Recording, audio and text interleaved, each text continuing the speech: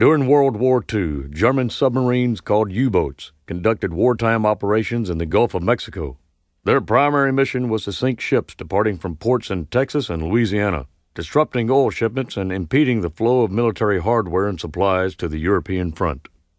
Oil was critical to the Allied forces in Europe and the Pacific, and the ports of Galveston, Houston, and New Orleans were some of the busiest oil-exporting terminals in the United States.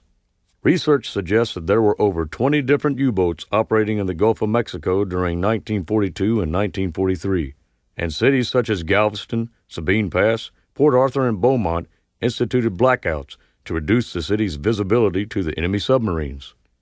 Residents of the lower Texas coast remarked, "There are so many German U-boats in the Gulf, it's a wonder they don't torpedo each other." Sabine Pass became a primary point of defense along the Gulf Coast. Munitions magazines and a pair of 155mm guns were installed, but there were still numerous accounts of U-boats sinking ships.